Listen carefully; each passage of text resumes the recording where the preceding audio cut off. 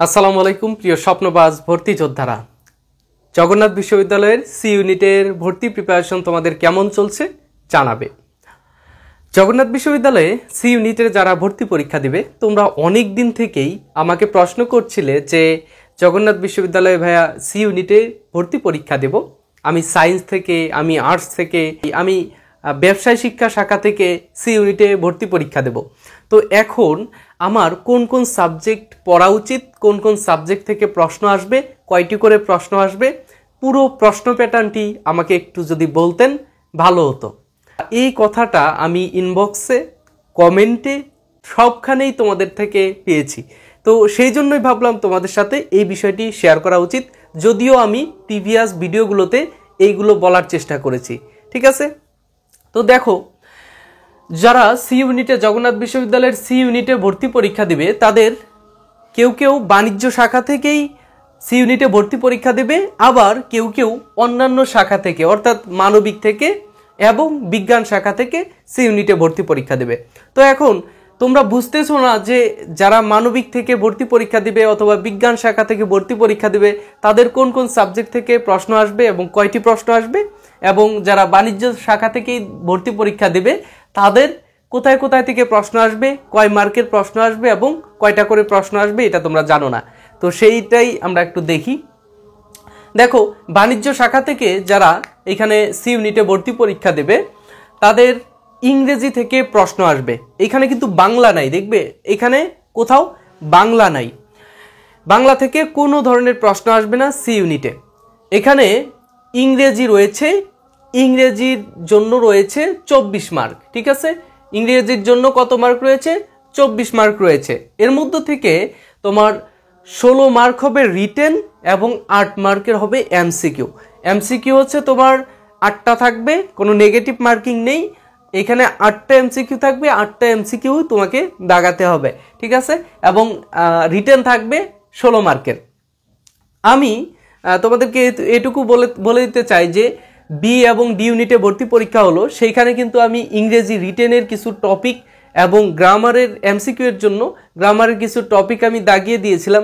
তার মধ্যে থেকে, সবগুলোর মধ্যে থেকে রিটেনের 7টি টপিকের মধ্যে 4টি এবং এমসিকিউ এর যতগুলো 9টা টপিক দাগিয়ে দিয়েছিলাম, 9টা থেকেই প্রশ্ন এসেছে। তো তোমাদের সি ইউনিটের জন্য আমি ইনশাল্লাহ সাজেশন দেব, ক্লাস নিব, আশা করব তোমরা সাথে থাকবে।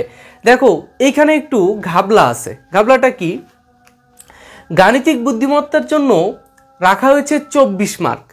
যারা বাণিজ্য শাখা থেকে সি ইউনিটে ভর্তি পরীক্ষা দেবে, তাদের গাণিতিক বুদ্ধিমত্তা থেকেই 24 মার্ক রাখা হয়েছে। এইখানে আমি যেই মার্ক ডিস্ট্রিবিউশনটা রেখেছি, সেটা কিন্তু আমি সার্কুলার থেকে রেখেছি, কিন্তু এই জিনিসটা আমাকে একটু আমার মনের মধ্যে অড সৃষ্টি করেছে।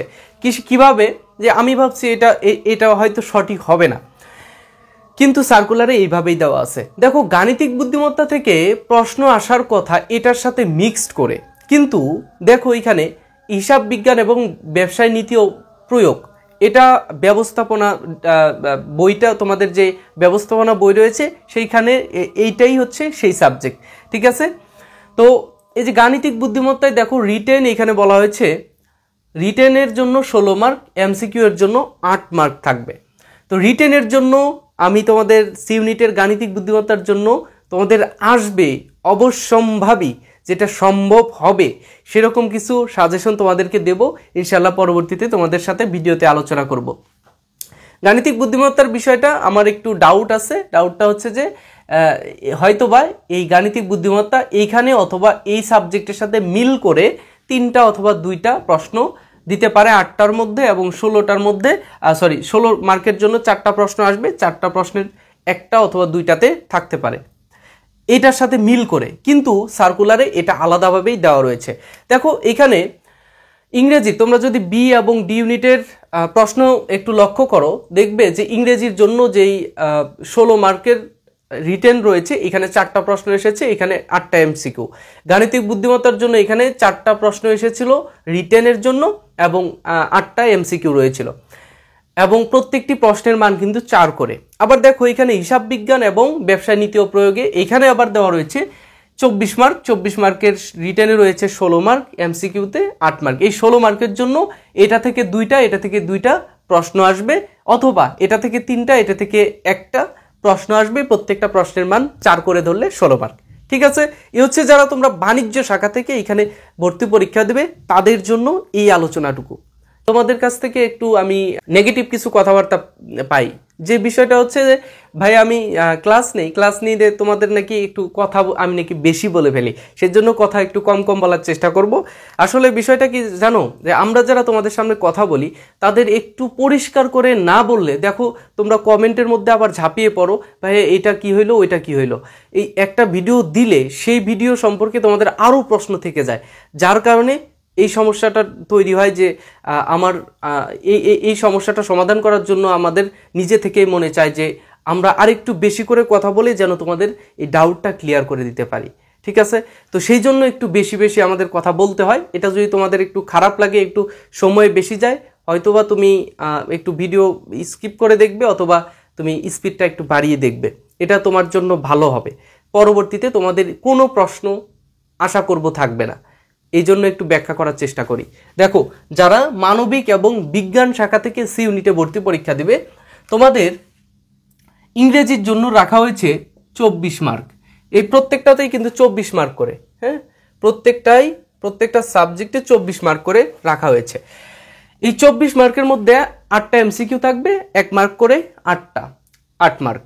ঠিক আছে, এবং ওই যে একই যে এইখানে যে ইংরেজির বিষয়টা বললাম সেই একই, এখানে 4টা ইংরেজি প্রশ্ন থাকবে, এর মধ্যে প্রত্যেকটার মান থাকবে 4 করে, এবং প্রত্যেকটা 4 করে হলে 16 মার্ক হচ্ছে আমাদের এই রিটেন অংশ ইংরেজির।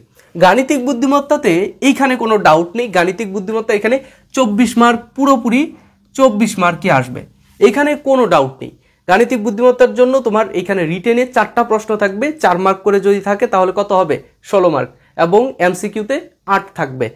ঠিক আছে, আশা করব যে তোমাদের পরবর্তীতে গাণিতিক বুদ্ধিমত্তার এই 24 মার্কের মধ্যে 24 মার্ক তোমাদের কমনে আনার চেষ্টা করব। আমি যে সাজেশন দেবো সেই সাজেশনের উপর ভিত্তি করে তোমরা যদি প্রিপারেশন নাও, ইনশাল্লাহ তোমাদের গাণিতিক বুদ্ধিমত্তা সম্পর্কিত কোনো সমস্যা থাকবে না। আমি বারবার বলেছিলাম গাণিতিক বুদ্ধিমত্তার মধ্যে আইকিউটা বেশি করে আসে, কিন্তু তোমাদের অনেকেই ইনবক্সে এবং কমেন্টে আমাকে বলেছে যে ভাইয়া গাণিতিক বুদ্ধিমত্তার জন্য অন্যান্য টিচাররা বলে যে আইকিউ বাদ, কোনো আইকিউ আসবে না, জাস্ট খালি নবম দশম শ্রেণীর ম্যাথ আসবে। তো আমি বললাম যে ভাইয়া, যে গাণিতিক বুদ্ধিমত্তা মানেই তো হচ্ছে আইকিউ, এর মধ্যে যদি 2-1টা ম্যাথ দেয় এটা দিতে পারে।